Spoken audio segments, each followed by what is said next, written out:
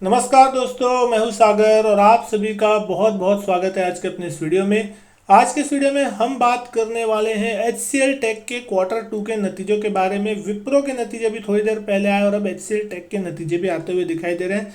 देखना होगा किस तरीके के नतीजे आते हुए दिखाई दे रहे हैं। लेकिन सबसे पहले अगर हम यहाँ बात कर रहे हैं तो आपको HCL टेक की तरफ से इंटरिम डिविडेंड मिलता हुआ दिखाई दे रहा है। अगर आप यहाँ शेयर होल्डर हैं तो कंपनी ने 10 रुपए पर शेयर का इंटरिम डिविडेंड जो है यहाँ पे अनाउंस किया है कंपनी ने। और जो रिकॉर्ड डेट है उसके लिए वो रखी गई है 20 अक्टूबर की। तो दोस्तों यहाँ पे आपको 20 अक्टूबर की रिकॉर्ड डेट है और पेमेंट डेट जो है इंटरिम डिविडेंड की वो है लगभग 2 नवंबर 2022 की। तो अब यहाँ पे समझने की कोशिश करते हैं कि किस तरीके के जो नतीजे हैं वो यहाँ पे जो है HCL टेक पेश करता हुआ दिखाई दे रहा है। यहाँ जो भी आंकड़े सारे करोड़ में है। कंसोलिडेटेड नंबर की अगर हम यहाँ बात करें, सबसे पहले बात करें रेवेन्यू टर्म में, तो यहाँ पे रेवेन्यू फ्रॉम ऑपरेशन का आंकड़ा जो है लगभग 24,686 करोड़ का आ रहा है, जो कि लास्ट ईयर 20,655 करोड़ था और लास्ट क्वार्टर में 23,464 करोड़। तो साल दर साल बोले या क्वार्टर ऑन क्वार्टर दोनों ही टर्म में आपको एक अच्छी रेवेन्यू में बढ़त जो है आपको देखने को मिल रही है। एक्सपेंसेस की भी बात करें तो लगभग 20,338 करोड़ के एक्सपेंस है, जो कि लास्ट ईयर 16,794 करोड़ और लास्ट क्वार्टर में 19,536 करोड़। तो एक्सपेंसेस में भी जो है यहाँ पे आपको रेवेन्यू के साथ साथ बढ़त देखने को मिल रही है।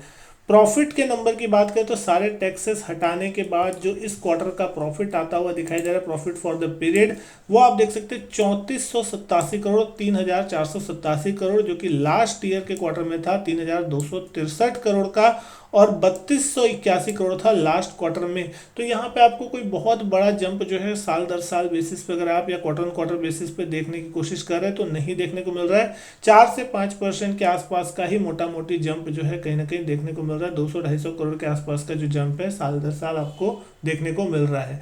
लेकिन अनुमान के हिसाब से ही नंबर कहीं ना कहीं आते हुए दिखाई दे रहे हैं। ज़्यादा बहुत ज़्यादा एक्स्ट्रॉर्डनरी नंबर नहीं है और नंबर में बहुत ज़्यादा वीकनेस की भी अगर हम बात करें तो उतनी वीकनेस यहाँ पे दिखाई नहीं दे रही। मार्केट की एक्सपेक्टेशन जिस तरीके से विप्रो ने यहाँ पे डिसअपॉइंट किया नतीजों के दम पर, लेकिन यहाँ पे इससे नंबर ठीक ठाक देखने को मिल रहे हैं HCL टेक की तरफ से।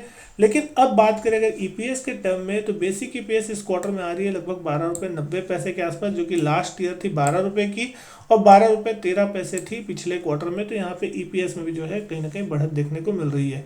बात करें अगर आज के स्टॉक प्राइस की तो आज की जो क्लोजिंग है ऑलमोस्ट 953, 1.5% की तेजी के साथ स्टॉक बंद होता हुआ दिखाई दिया है। ऑलमोस्ट दिन के हाईएस्ट पॉइंट से थोड़ा नीचे बंद हुआ, 963 का हाई था, 943 का लो था। तो कहीं ना कहीं नतीजों से पहले यहाँ पे आपको तेजी देखने को मिल रही है। वॉल्यूम जो थे वो लगभग 35 लाख शेयर के दिन के होते हुए दिखाई दे। ठीक ठाक वॉल्यूम आज के थे। 52 वीक हाई जो था लगभग 1360 के आसपास का था, वहां से स्टॉक कहीं ना कहीं अच्छा खासा करेक्ट होता हुआ दिखा है। 877 का लो था इसका 15 जुलाई के दिन, जहां से ये स्टॉक थोड़ा रिकवर होता हुआ दिखाई दे रहा है। लेकिन अब चार्ट पे देखने की कोशिश करते हैं तो आप देखेंगे कि कहीं ना कहीं इस स्टॉक ने 1350 1360 के रेंज में कहीं ना कहीं टॉप आउट किया। उसके बाद से कहीं ना कहीं स्टॉक एक बेरिश ट्रेंड में है, जहां पूरा IT pack he bearish trend में, तो ये स्टॉक भी बेरिश ट्रेंड में जाता हुआ दिखाई दे रहा है। अब 200 दिन के एक्सपोनेंशियल मूविंग एवरेज के नीचे कामकाज कर रहा है, तो कहीं ना कहीं इसका स्ट्रक्चर भी जो है वो अब बेरिश ट्रेंड पे आता हुआ दिख रहा है। जैसा कि हमने देखा था मार्च जनवरी जून 2020 के आसपास में अगर हम बात करें, उसके ऊपर ये स्टॉक जो था 200 दिन के एक्सपोनेंशियल मूविंग एवरेज के ऊपर था और उसका लगातार ये बुलिश ट्रेंड में कामकाज कर रहा था, लगातार अप ट्रेंड बना हुआ था इस स्टॉक का। तो अब जब तक ये वापस इस एवरेज लाइन के ऊपर नहीं जाता तब तक यहाँ पे आपको एक बेरिशनेस बनी रहेगी, कहीं ना कहीं हैंगओवर बना रहेगा। लेकिन अब यहाँ पे अगर इस चार्ट को जूम करके देखने की कोशिश करते हैं कि किस तरीके से ये स्टॉक आपको कल रिएक्ट करता हुआ दिख सकता है, तो दोस्तों इसके कुछ लेवल्स इंपॉर्टेंट है, जहां पे इसने एक डबल बॉटम का फॉर्मेशन बनाया कहीं ना कहीं 880 रुपए के आसपास और उसी लेवल से इस स्टॉक ने सपोर्ट लेके जंप दिया है। अब इसके लिए जो अगला रेजिस्टेंस बनता हुआ दिखाई देगा वो होगा लगभग 980 रुपए की रेंज में, जहां पे इस स्टॉक ने इसका टॉप बनाया था कहीं ना कहीं नियर टर्म का।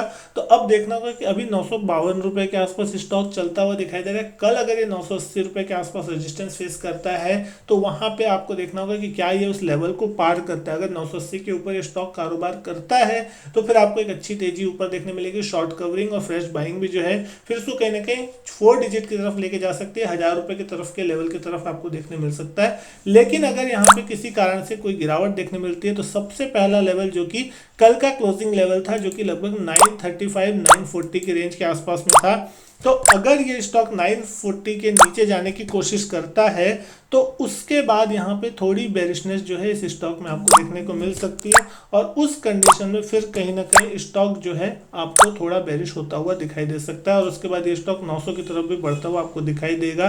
तो कोई बड़ी बात नहीं होगी, क्योंकि यहाँ पे आपको फिर शॉर्ट बनते हुए दिखाई देंगे और एक सेलिंग का प्रेशर भी जो है स्टॉक में बनता हुआ दिखाई दे सकता है। तो दोस्तों यहाँ पे ज़्यादा कोई बहुत बड़ी चीज़ें नहीं है, नतीजे normally in line with expectation आते हुए दिखाई दिए। तो देखना होगा कल किस तरीके से स्टॉक रिएक्ट करता हुआ दिखाई देता है।